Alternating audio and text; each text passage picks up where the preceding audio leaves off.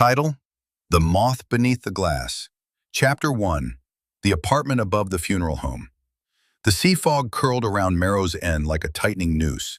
In the apartment above the shuttered funeral home, Imelda Varn stirred, awakened not by sound, but a presence, the uneasy kind that prickles the back of the neck. Still half dreaming, she registered the rhythmic drip behind her wall. Again, always at dawn, drip, drip. The mail slot snapped. One envelope. No stamp, no return address. Just her name, Imelda Varn, in crooked, childlike writing. Inside, a note. You buried the wrong body. The date, May 17, 2015. 10 years ago, her uncle, the same man who owned the funeral home, the building, and most of her fractured childhood, had died in a fire no one questioned. But the note suggested something else. A mistake, or worse, a deception. And Imelda knew then, her past hadn't burned away. It had waited. Chapter 2. The Autopsy That Wasn't. The morgue door fought back. It took a crowbar and a curse to open. Imelda's flashlight sliced through dust-laden air. The smell of formaldehyde clung like memory. Filing cabinets sagged in the corners. One, rusted and locked, yielded to persistence. Inside, negatives, yellowed logbooks, and a file marked Dominic Shaw. He had vanished at 17, presumed runaway. The file claimed he'd been found, burned beyond recognition, identified by a necklace, and cremated the same day. No photos, no second opinions. Something inside her stirred, not doubt, but memory. She phoned Marlowe, the now retired detective who had closed the Shaw case. He didn't say hello. Some graves are meant to stay sealed. Then he hung up. That night, the dripping grew louder, not liquid, but soft ash falling through cracks in plaster. Chapter 3. Smoke in the Moth Jar. It began with water damage. A contractor peeled back her bathroom wall and found a hidden cabinet. Inside, glass jars, each labeled with a name, each containing a moth, pinned to fabric. One had hers. The fabric was from her childhood, a yellow floral blouse she hadn't seen in decades. Her name etched into the glass.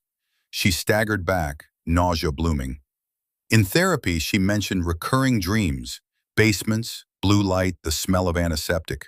Her therapist, Dr. Ferenz, seemed too interested. Then, a stranger at the library, old, hunched, smelling of tobacco, pressed a book into her hands. Buried Minds, State Trials in Memory Reassignment. A page was dog-eared.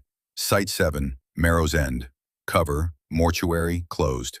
1993. Reclassified, privately owned. Imelda felt her world tilt. Chapter 4. Ashes in the Ledger. Detective Marlowe was found dead 2 days later. Suicide, they claimed. Imelda didn't buy it. His case notebook, missing from the police archive, surfaced in her mailbox wrapped in oilcloth. Inside, a matrix of names, all marked with X's, all tied to the funeral home. All cremated quickly. She compared the names to the funeral ledgers. Each one matched a moth jar.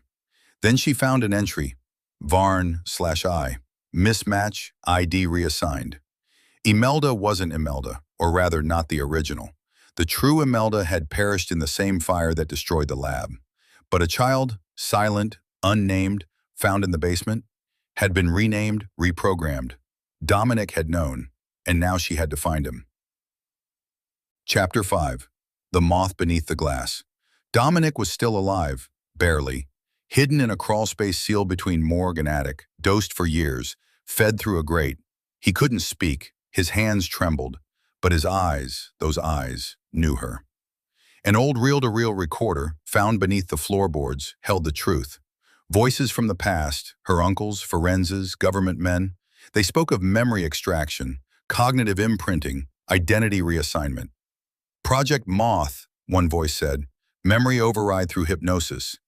She was subject number 7. Imelda documented everything. She typed through nights, digitized evidence, stitched together timelines and names. When she finished, she submitted it all to a publisher under the title, The Moth Beneath the Glass. 1 week later, the publisher's office burned to the ground. Only one copy remained, hidden beneath the floor in a fireproof box with the last moth jar, the one with no label. End of Volume 1. Volume 2. The Echo Experiments, Chapter 6. The Voice That Wasn't Hers. Imelda began waking up in places she didn't remember falling asleep in. Once, on the roof with a matchbook in her hand. Another time, barefoot on the pier, whispering numbers she didn't understand. In the mirror, she sometimes saw someone else looking back. The angle of the jaw, the set of the mouth, just wrong. Inside the fireproof box was a tape. Dominic's voice was faint but intelligible. They kept backups. Thought suppression isn't permanent. Echoes remain. There was a name scratched into the reel. Maribel. Imelda didn't know it, but it made her knees go weak. Chapter 7. A Funeral Without a Body. Using clues from Marlowe's notebook and Dominic's tape, Imelda tracked a paper trail to a funeral home upstate, one still operational and still receiving unclaimed bodies. A name kept appearing in transport logs. Dr. Ferenz.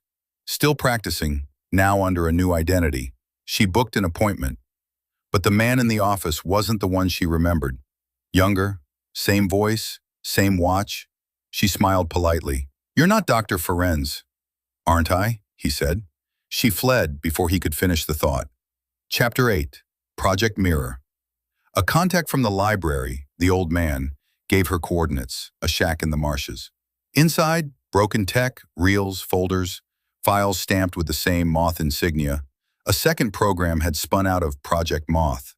This one wasn't about overwriting memories. It was about replicating personalities. Project Mirror. Subject number 7 wasn't the only one with false memories. They were creating doubles. Imelda wasn't just someone else.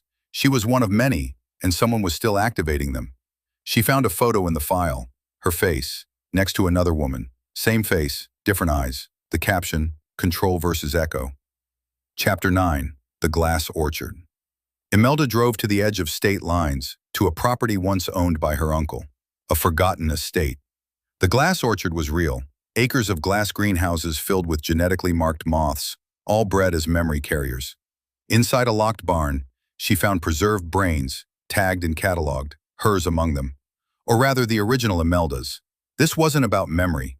It was about resurrection. Her phone rang. No caller ID. "Imelda, this is Maribel. I think we're both in the wrong bodies." Chapter 10. The Fire Next Time. Dominic died in the night, an overdose. But Imelda knew better. Maribel arrived, her twin in every way but voice and rage. Together, they confronted the lab's final remnant, a private biotech firm funding research in psychological continuity. They broke in. They burned it all. But before the flames took it, Imelda found a chart, a network diagram of echoes, all still alive, each with a moth jar. She took them, every last one, and began writing again. Not a book this time, a list. To be continued in Volume 3.